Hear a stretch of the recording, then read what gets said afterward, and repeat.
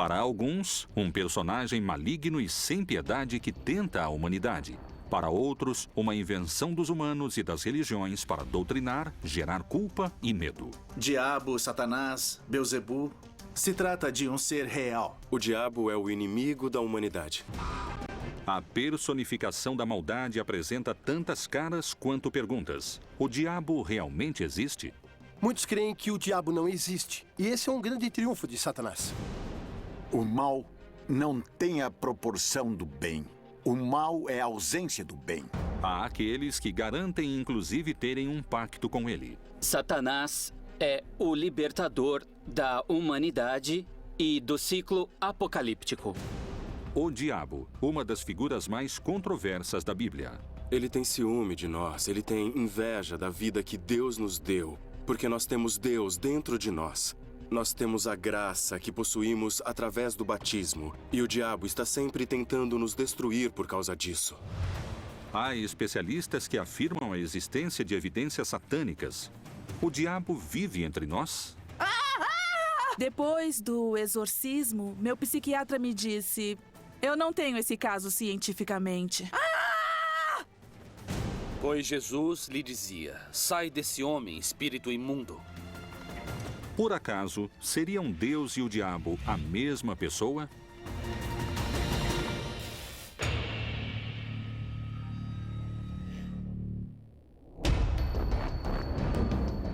O diabo, a personificação do mal, busca o pior do ser humano para conquistá-lo. Será que, ao caírem em tentação, Adão e Eva tenham marcado a história da humanidade, assinalando o pecado em cada um de nós? Há muitos que garantem que, desde então, a luta entre o bem e o mal, entre Deus e o diabo, acontece dentro de cada homem e mulher que habita esta terra. O diabo recebe o nome de pai da mentira mais vezes que o diabo falado por Jesus. Jesus disse que o incrível é que ele perverte a verdade, ou seja, que ele corrompe a verdade. Não é que ele não a reconheça, ele a reconhece e procura corrompê-la. Outra de suas características. O diabo pode viver entre os homens ou dentro dos homens. Será que grande parte da humanidade já se encontra sob seu poder? O diabo, sendo um ser pessoal, pode estabelecer uma relação com alguém. Ele, como ser pessoal, pode estabelecer uma relação com alguém. Um pacto com o demônio é uma decisão tomada por um ser humano livre para associar-se de alguma maneira a Satanás ou a algum espírito, algum demônio, algum espírito negativo. Existem parágrafos na Bíblia que sugerem a existência do diabo. A figura de Satanás na Bíblia hebraica tem a ver com o adversário. É um adversário, um inimigo que pode aparecer. Pode ser uma pessoa. Tem duas visões na literatura judaica posterior. Uma é uma figura sobre-humana ligada ao demoníaco e com o negativo. E outra interpretação também de Maimônides que diz que Satanás é o anjo da morte e a tendência ao mal do ser humano. Evidentemente, Deus não pode ignorar a possibilidade de que a liberdade incluiria uma oposição à sua vontade. Alguns textos bíblicos são muito precisos com respeito à menção do diabo. Chegando o dia que os filhos de Deus vieram apresentar-se perante o Senhor, veio também Satanás entre eles. O Senhor perguntou a Satanás: de onde vens? E Satanás respondeu ao Senhor: de rodear a terra e de passear por ela. Colômbia, Bogotá. O colombiano Sebastián Santeiros Villarreal se apresenta como bruxo, feiticeiro e afirma ter realizado pactos com o diabo. É santeiro, espiritualista, feiticeiro e trabalha com magia negra voodoo. Para servir a Satanás, você não precisa ter fé. Para servir a Deus, você precisa ter fé. E a fé não tem argumentos dialéticos porque simplesmente se crê ou não se crê. Com Satanás, não. Porque quando você pede a Satanás, tudo o que se pede a Satanás ele te dá. Para fazer um grande ritual para Satanás, eu acendo uma vela vermelha, que significa a luz que o mesmo nos transmite. No altar, temos uma das colaboradoras ou colaboradores dele, porque é um anjo que é a Santa Morte. ela trabalha para Deus e trabalha para Satanás. Se Deus lhe dá uma ordem, ela cumpre. E se Satanás lhe dá uma ordem, ela cumpre. Tenho que ter os ornamentos ou hábitos correspondentes. E a água? A água eu jogo por todo o altar porque é uma simbologia, é limpeza. Então eu faço uma oração que eu leio na Bíblia satânica. Eu invoco a presença de Satanás, invoco a presença de alguns de seus servidores em espírito. E em algumas ocasiões eu o vejo ou ele me incorpora. Depois de cair em transe, eu volto ao normal e começo a executar durante a semana aquilo que ele me ordenou. E não se discute, se cumpre. Como existe a possibilidade de estabelecer uma relação com o ser humano, podemos nos abrir para estabelecermos um contato com Satanás. É triste, é dramático, é incrível, mas é possível. O diabo é invocado de diferentes maneiras, segundo a situação. Se uma pessoa está em perigo, ela pode invocá-lo. Se uma pessoa está contente, o invoca. Se está em um momento de agonia, o invoca. Se quiser fazer um pacto com Satanás, se quiser fazer um pacto com o que chamam de maligno, ele a escuta e vem ao seu socorro. Eu creio que o satanismo está te desviando do assunto. Por que adorar a Deus indiretamente se pode adorá-lo diretamente? Não é necessário ir pela via negativa. Posso ir pela via positiva. Deus é misericórdia, compaixão, bondade. Por isso eu não preciso adorar o lado escuro disso.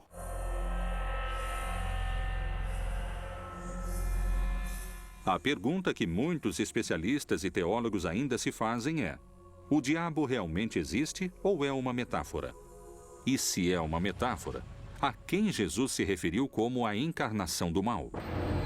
No livro de Jó chama Satanás, ou diabo, que quer dizer o adversário, o enganador, e é entendido na interpretação, sobretudo dos padres da igreja cristã, como um arcanjo que fora criado de maneira perfeita, um arcanjo iluminado que, apesar disso, assim como Adão o faria, deixa de amar a Deus por amar mais a si mesmo, caindo no orgulho e na rebeldia, e dessa maneira se separando de Deus. Na Bíblia vemos uma mensagem de Jesus: não te acuses a ti mesmo.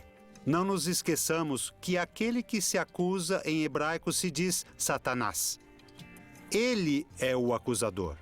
E quando a pessoa se acusa como pecador, está fazendo às vezes de Satanás consigo mesma.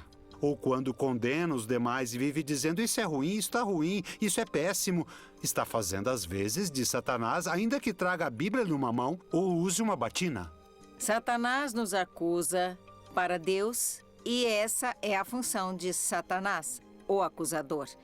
Então me parece que é por uma questão literária, se utiliza inclusive para criar medo dentro da população e é uma ferramenta para que dentro da religião dirijam também toda uma comunidade. O Evangelho de Marcos é muito claro quando fala dos demônios. Depois vai apresentando quais são os demônios.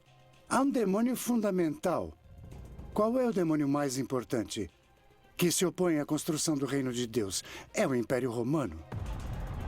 E perguntou-lhe: qual é o teu nome? Respondeu-lhe ele: Legião é o meu nome, porque somos muitos. Marcos escreve sobre um endemoniado, ou seja, possuído pelo demônio, ou seja, possuído pelo império. Agora vão saber por que digo isso, tá certo? Ele quer se unir e rompe todas as ligações. E Jesus lhe pergunta: qual é o seu nome? E ele diz: meu nome é Legião. E a Legião é a unidade de combate do exército romano.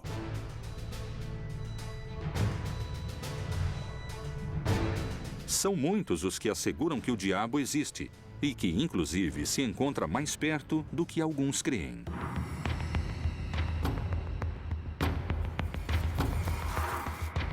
Na Bíblia temos aproximadamente uns 8 casos de exorcismo que tinham uma característica em comum, que os diferenciava de outros tipos de possessão demoníaca e exorcismo que ocorriam no Mediterrâneo. O contexto no qual aparecem os exorcismos na Bíblia tem uma clara conotação social e política. se considera possuído pelo diabo todo objeto, pessoa ou lugar que se encontra infestado em princípio. O ritual do exorcismo consiste em invocações, em ladainhas feitas ao sangue de Jesus, em alguns casos, em algumas tradições religiosas, feitas aos santos, outras feitas em invocações e conjuro aos anjos e arcanjos. Imediatamente começam as orações de imprecação, que devem ser feitas necessariamente por um ministro ordenado, ou seja, as orações de expulsão do demônio. A condição do exorcista depois do trabalho é de muito cansaço e esgotamento.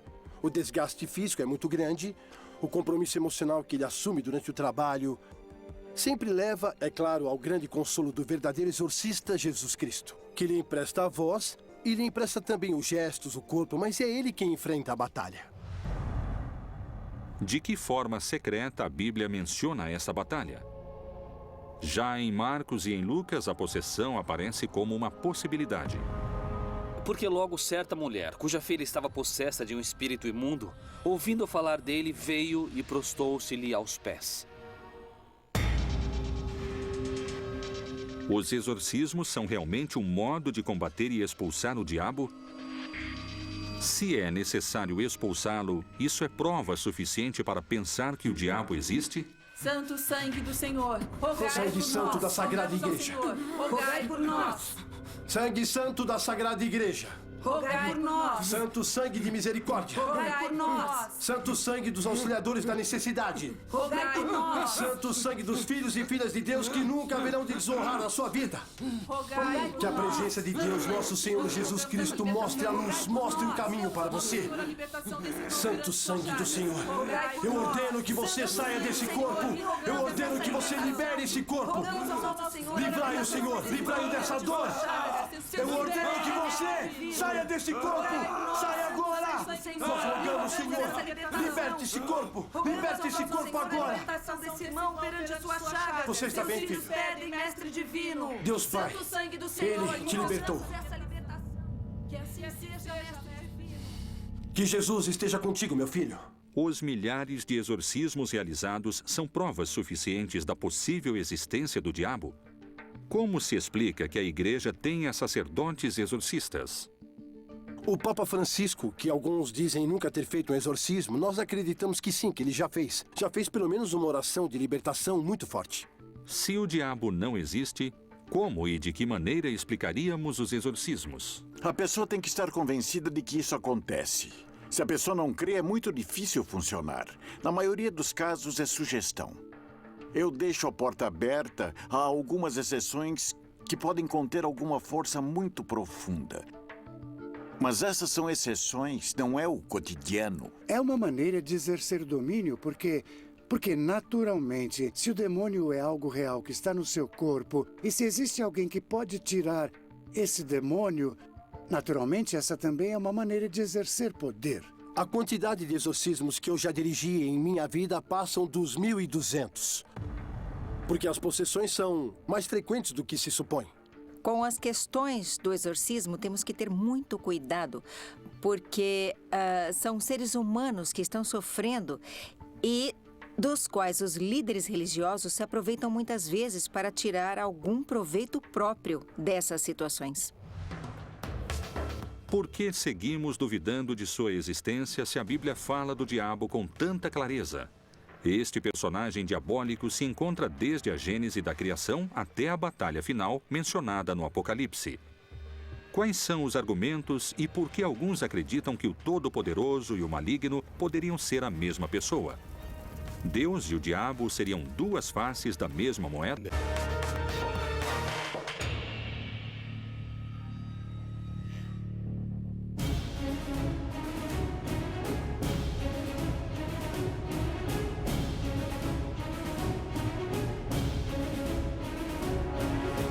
Há milênios, duas opiniões se enfrentam.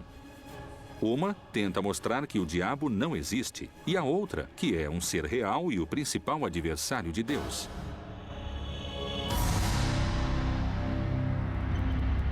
Mas, além dessas duas opiniões, há um terceiro grupo que discorda de ambos e abre um novo debate. Ele sustenta a teoria de que Deus e o diabo são dois lados que respondem a um mesmo interesse. No Antigo Testamento, acredita-se que de Deus vinha a ira e a bondade. Os teólogos têm muitos problemas em traduzir a Bíblia, esse texto, porque ele diz que o espírito mau vem de Deus. Ora, o espírito do Senhor retirou-se de Saul, e o atormentava um espírito maligno da parte do Senhor. O Deus da Bíblia não é um Deus bom, é um Deus mau. E é um Deus que nos dá muito medo, ao qual temos que de alguma forma obedecer e prestar culto. Porque ele tem todo o poder, porque pode nos causar mal, porque pode nos mandar seu anjo caído, Satanás, não é? Tem se falado muito dessa diferença entre Deus, ou da possível diferença entre o Deus do Antigo Testamento e o Deus do Novo Testamento. Em geral, de forma muito esquemática, se diz que o Deus do Antigo Testamento está muito preocupado com a justiça. Por isso, é preciso agir de forma violenta para que se faça justiça. O Deus do Novo Testamento está mais preocupado com o amor e, por isso, não ocorrem esse tipo de ações. A mesma Bíblia, entre suas páginas e histórias, nos brinda com vários exemplos de extrema crueldade. Isso pode estar associado à existência de Satanás e aos que sustentam que entre Deus e o diabo não há diferenças? Na Bíblia há muitas histórias que falam de violência, que falam de massacres, de magnicídios. A Bíblia conta a história do que ocorreu em uma época onde as mortes eram cruéis, as guerras eram violentas e os massacres eram próprios de todos os povos da antiguidade. E suas crianças serão despedaçadas perante os seus olhos. As suas casas serão saqueadas e suas mulheres violadas. Se alguém lê a história de Caim e Abel, onde um irmão mata o outro, não há nada mais horrível na vida do que um irmão matar outro irmão. Você pode imaginar muitas situações de violência, mas essa seria o cúmulo da violência. Mesmo assim, está lá. E está lá para dar testemunho de que essa violência existe entre os seres humanos, que as pessoas se matam entre si. Então, os exemplos que eles pegaram são de textos sagrados desse mundo. Um mundo bárbaro que oferecia exemplos bárbaros. Estamos diante de mitologias muito primitivas. Israel não é uma grande cultura de maravilhas, é um povo nômade e camponês. Assim como Sodoma e Gomorra e as cidades circunvizinhas que, havendo se prostituído como aqueles anjos e ido após outra carne, foram postas como exemplo, sofrendo a pena do fogo eterno. Sodoma e Gomorra é uma história muito interessante, contada no começo do relato da Gênesis. Das primeiras histórias, vinculada muitas vezes, tradicionalmente, ao tema da sexualidade, que foram cidades destruídas pela homossexualidade dos habitantes. Na verdade, quando alguém lê o texto, não tem nada a ver com homossexualidade. É uma condenação pela falta de hospitalidade. A hospitalidade era uma lei fundamental na antiguidade, especialmente porque as pessoas iam de um lugar para o outro nessa faixa de caminho desértico, e se alguém não o recebia, você realmente corria risco de vida. Então estes povos rompem com essa lei sagrada. Não acolhem aos anjos como hóspedes. Querem abusar deles. E aqui o problema não é a questão homossexual, é o abuso. E isso é o que é castigado neste mito. São castigados com fogo, chuva de enxofre e fogo sobre esses povos que são destruídos, aniquilados da face da terra. O enxofre, o fogo, é a destruição. É voltar para a estaca zero, para o nada. Se aniquila, o povo volta e volta a surgir a vida. Muito tempo depois dessas histórias foi assimilada a questão do inferno, por exemplo, que não tem nada a ver, não se fala do inferno na Bíblia, mas ele é assimilado dessa forma. Será que Deus pode ter tido essas condutas malignas que parecem pertencer ao universo do diabo? Há aqueles que creem que essa mesma Bíblia é uma criação mais ligada ao mal do que a um Deus como nós pensamos hoje. Marcião de Sinop escreveu um cânon dos textos que hoje conhecemos como a Bíblia. Ele ocultou no recorte que fez uma concepção especial do diabo. Marcião é um gnóstico cristão que considerava que o Deus que criou o mundo material e que fez ao homem e aos povos da terra tem que ser um Deus malvado, precisamente porque a matéria está identificada com o mal. Bom, na verdade, a apresentação do movimento das luzes e sombras no texto bíblico já a encontramos em Gênesis. que no princípio havia a escuridão e que a primeira ação de Deus na criação foi dizer que haja luz. Essa luz atravessa as trevas, atravessa a escuridão.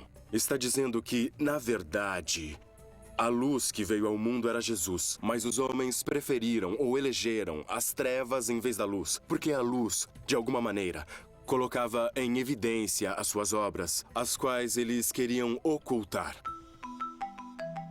Mas, para alguns dos crentes mais fiéis, essas teorias não são mais do que uma prova de que o diabo está entre nós. Nos dias de hoje, nós podemos pensar no hedonismo, na busca pelo prazer completo e total. Isso tudo sem visar a transcendência, a vida, a verdade tomada como útil. Tudo isso são tentações do diabo, presentes não somente no privado e particular, mas também na vida pública. Porque a influência pública do diabo quer que se demore o nosso, o nosso caminho rumo à fraternidade, rumo à união entre os seres humanos. Quando um batizado tem em si a marca de Cristo e vive ou tenta viver em graça, não pode ser invadido pela força que se opõe a Cristo. Cristo já venceu o demônio. Então, a princípio, somente uma pessoa não batizada pode estabelecer uma relação pessoal com o demônio. Vamos começar agora. Paula esteve internada pelos últimos 10 anos de sua vida com o diagnóstico de esquizofrenia. Eu escutava vozes e via coisas, sabe? As vozes me diziam o tempo todo, mate-se, corte-se. Pelo sangue de Jesus eu te liberto! Eu ordeno que deixe esse corpo agora! Pelo sangue de Jesus! Eu tinha um rosário, sabe? Que eles dão no hospital. E com o rosário da cruz, sabe? Com a parte de baixo, que é feita de plástico, é que eu me cortava com esse plástico. Busca o Senhor! Bom, depois eu via muitas sombras e sempre via homens. A possessão diabólica não tem nada a ver com a bondade ou maldade moral. Quer dizer, o endemoniado é uma pessoa enferma. Muitos creem que o diabo não existe, e esse é um grande triunfo de Satanás, então temos muitíssimo trabalho. Será que realmente o diabo está entre nós e não sabemos? Será que Deus e o diabo são uma mesma criação? Estaremos vivendo 7 anos de tribulações que antecedem o Apocalipse? E se estiverem recrutando cada vez mais soldados para essa batalha final de que alguns denominam o exército do diabo?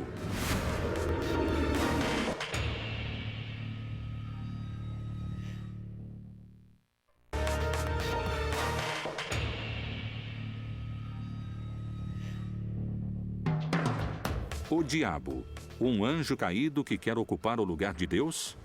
Como ele poderia alcançar seu objetivo? Quais são as evidências e posturas que asseguram que o diabo teria criado seu próprio exército? Eu acredito que o diabo somos nós mesmos. O diabo é a maldade que encarna na gente.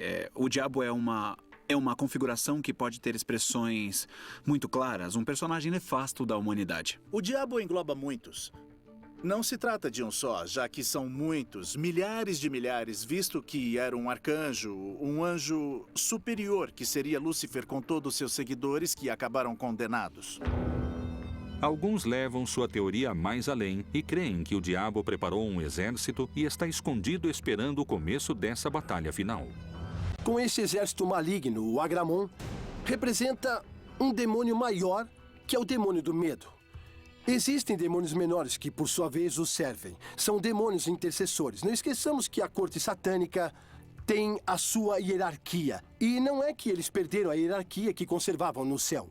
Ou seja, entre os demônios há os querubins, os serafins, as potestades, cada um com seu grau de maldade. Podemos mencionar também Adriel, que é o demônio da morte, o demônio da lua, o demônio da noite. Adriel, para nós, como esse demônio terrível, o da morte, está representado em Hitler. Ele trouxe o inferno para a Terra, mostrando os setores do inferno. Mas onde? Os campos de concentração são um exemplo muito claro de que essa destruição havia sido inspirada por alguém. Hitler encarna o pior da condição humana. Mas dizer isso, às vezes, é tirar a responsabilidade dos seres humanos. Temos a capacidade de escolher entre, como diz no livro de Deuteronômio, eis que ponho diante de ti a vida ou a morte, a bênção ou a maldição. Escolhe a vida para que vivas. O céu e a terra tomam hoje por testemunhas contra ti, de que te pus diante de ti a vida e a morte, a bênção e a maldição. Escolhe, pois, a vida, para que vivas tu e a tua descendência.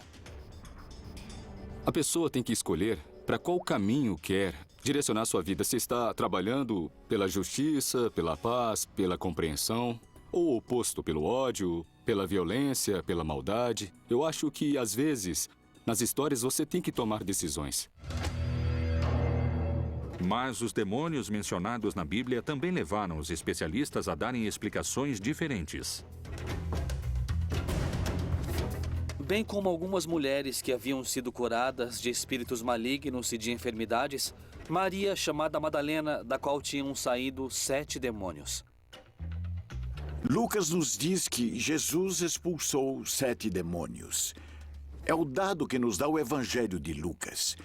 Então isso quer dizer que 7, na simbologia semítica, é a plenitude. Aqui falamos de demônios, ou seja, desfeito. Quando ela encontra Jesus, está fora do eixo. Não se sabe quem é essa mulher. Muito bem, quem são os demônios? Os demônios são os obstáculos que se opõem a um determinado tipo de projeto.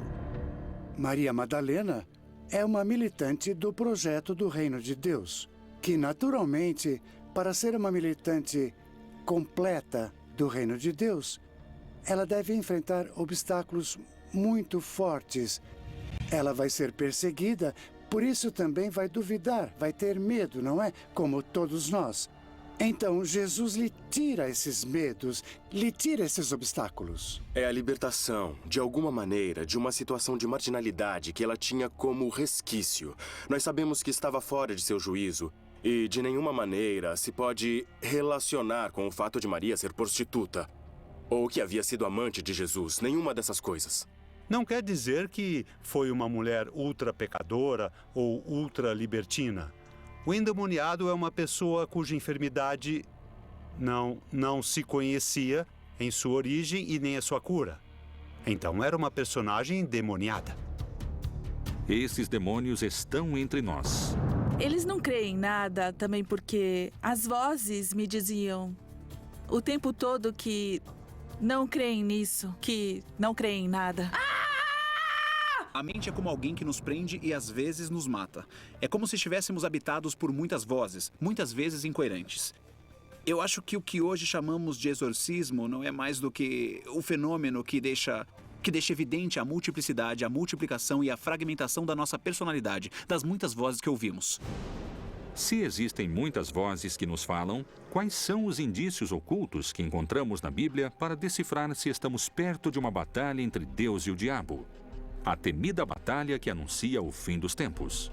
O Armagedon é um lugar que existe e que se chama Meguido em hebraico, e onde se deram grandes batalhas na antiguidade. E o que é dito no Apocalipse é que ali haverá uma batalha onde o vencedor final é Cristo. Muitos falam que o juízo final será representado por uma batalha entre o anticristo e Deus, o bem. A batalha é constante, é diária. Geralmente encontramos pessoas que não creem, pessoas que não querem o bem, que não creem na vontade de Deus, de maneira que a batalha é permanente. Mas a vitória definitiva vai perseverar com a vinda de Jesus. Nesse tempo, muitos hão de se escandalizar e trair-se uns aos outros, e mutuamente se odiarão. Bom, existe uma batalha e um confronto permanente.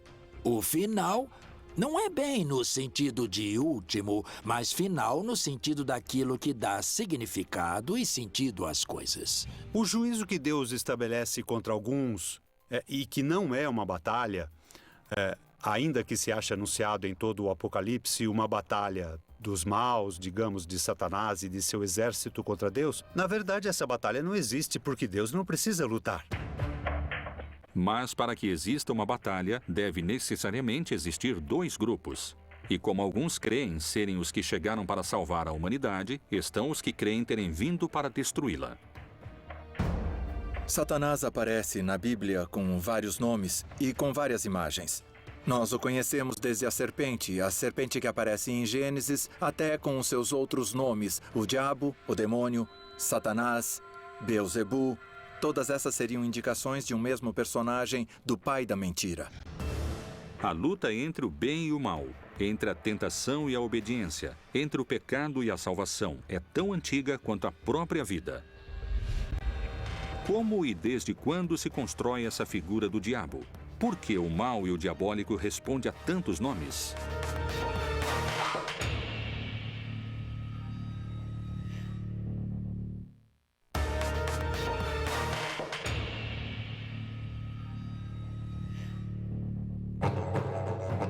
O diabo, a personificação do mal, o rival de Deus, o tentador dos homens.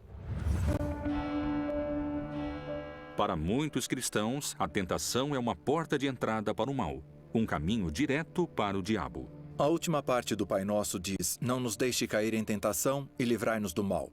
Esse mal pode ser entendido tanto como qualquer situação que seja perigosa para a realização pessoal, como o maligno. Livrai-nos do maligno, livrai-nos do pecado, livrai-nos do demônio, livrai-nos de qualquer situação de perigo para a própria salvação. Então podemos dizer que sim, está presente a súplica de sermos livrados do demônio no Pai Nosso. Na ideia de um Jesus muito divino, com a ideia de um Jesus gnóstico semidivino, as tentações não têm lugar. Para aceitar que Jesus foi tentado, temos que aceitar primeiro que ele foi 100% humano. Portanto, a passagem veio a ser interpretada como as tentações que Jesus enfrentou ao longo de sua vida, mas no terreno onde se dão as tentações, que é na mente.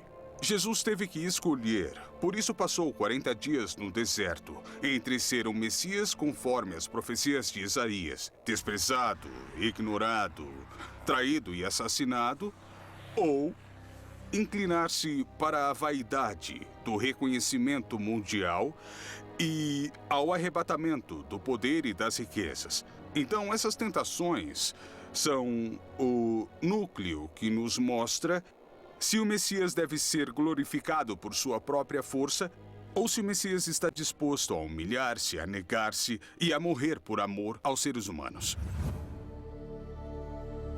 A tentação existe dentro dos textos bíblicos e, além disso, a figura do diabo tenta deturpar a vontade de Jesus. Como essa figura é realmente? Alguns investigadores questionam a imagem clássica do diabo, com chifres, patas de cabra e rabo. Eles questionam o que nos foi transmitido como figura do mal, porque debatem que essa é uma construção destinada a gerar medo. Há muito do imaginário da cultura popular sobre Satanás, mais do que na teologia e nos textos bíblicos. E somos produtos também de nosso imaginário popular de onde crescemos.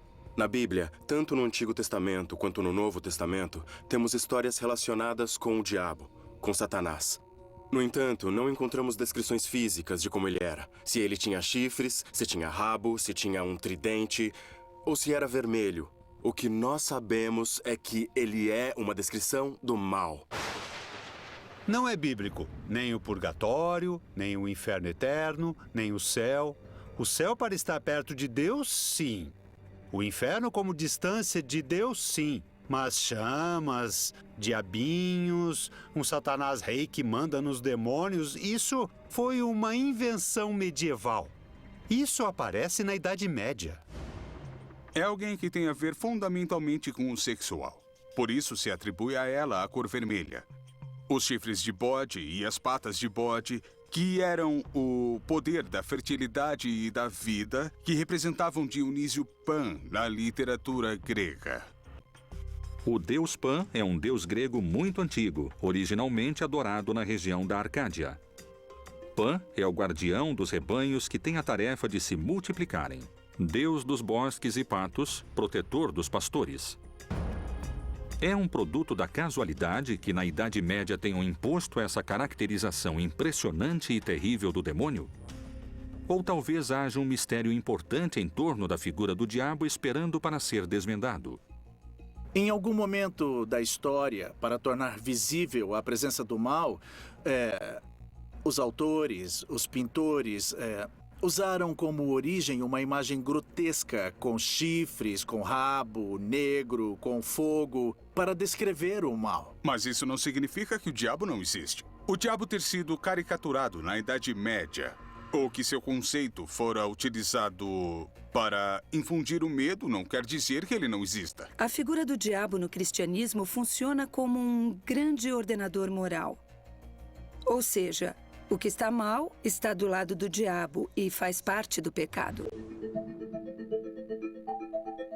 A figura do diabo cristão chega efetivamente à América Latina com a chegada dos espanhóis, porque antes as culturas ameríndias usavam outras figuras que encarnavam o mal.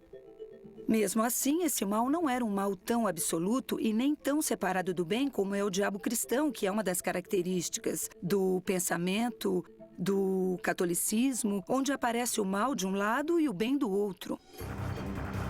Um único personagem, ainda que, segundo os crentes da Bíblia, seja mencionado de muitas maneiras. Ele recebe o nome de Satanás, Diabo, Lúcifer, Belzebu, Melian, Antiga Serpente, Anjo Caído, Anjo Destronado, o Anjo do Tempo. Mas houve outros nomes. No tempo de Isaías, recebeu um nome. No tempo de Jesus de Nazaré, era o Devorador. No tempo de Josué, era o Destruidor. Eles sempre insultaram Satanás de diferentes maneiras. No Novo Testamento, sim, Jesus e o apóstolo Paulo mencionam, mas como um adversário, como aquele que está contra o projeto de Deus. Não tanto como uma figura a qual você tem que escolher entre um e outro, porque popularmente se transformou em uma figura. De um lado eu tenho Deus e do outro Satanás. Eu tenho que escolher como se escolhe um time de futebol. Mas não é assim. Não é assim que nós lemos nos relatos bíblicos. A soberania de Deus não se discute, mas existe um personagem, uma maldade que se concentra nesse personagem chamado Satanás, que aparece como símbolo de tudo que se opõe a Deus. Respondeu-lhes ele: eu via Satanás como o raio cair do céu.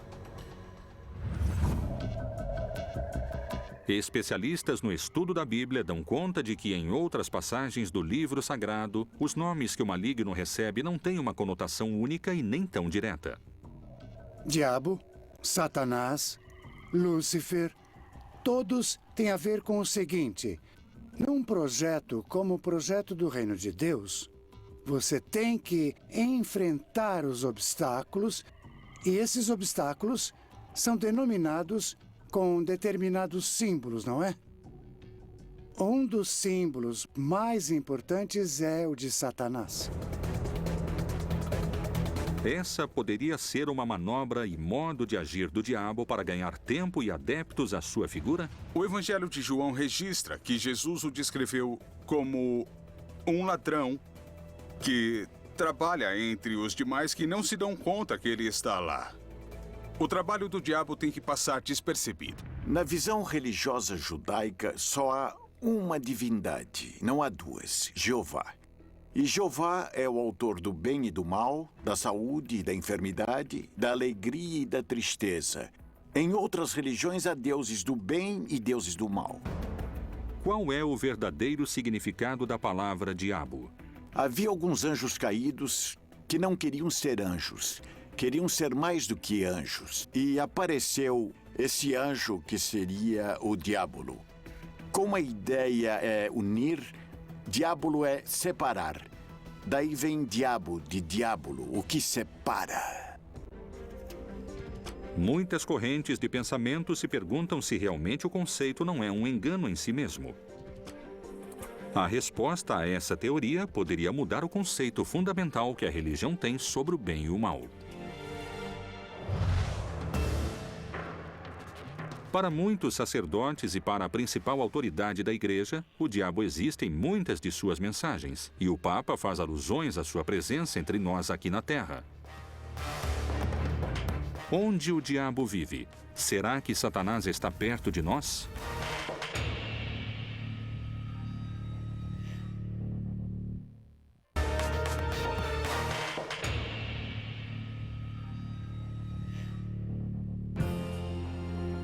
O líder da Igreja Católica manifesta que a presença do demoníaco Satanás é real. Não é um mito e está presente nos lugares mais fortes, com mais fiéis. Onde? Por que se manifesta? Com toda certeza, o diabo ataca a quem ele sente que lhe escapa. Ele não vai atacar aquele que é de sua propriedade ou alguém que está morto e que não escolheu um lado. Ele vai como um predador, que é perseguir aquele que escapou dele, mas Isso não é coerente com o fato de que os ataques sejam precisamente a imoralidade daqueles que creem. Francisco não foi um grande professor de teologia. Ele foi um pastor próximo de seu povo, com um coração solidário.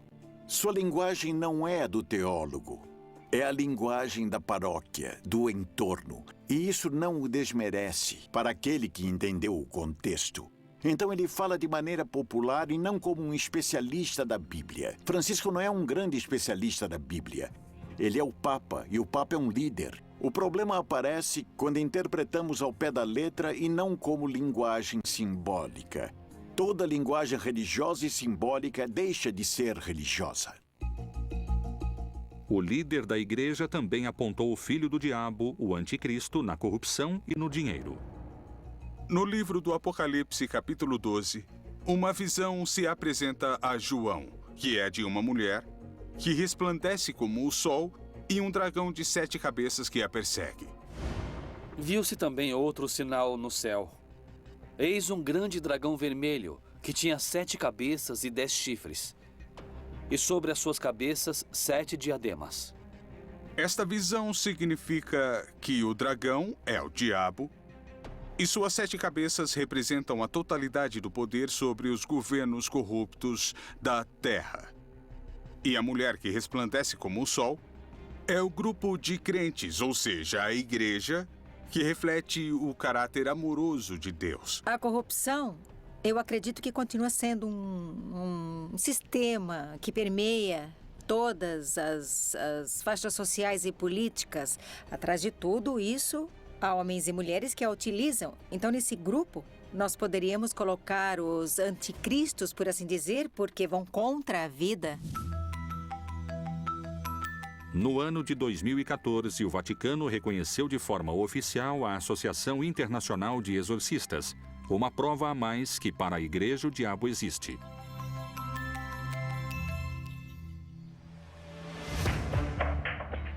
O diabo, para alguns, é uma presença maligna. Não existe apenas um anticristo. Os anticristos são entendidos como todos aqueles que são agentes da maldade e opostos diretamente à ação do Senhor Jesus. Para outros, é o mesmo Deus. Satanás é a divindade, a contraparte do suposto Deus bom. Para os céticos, o sócio de Deus.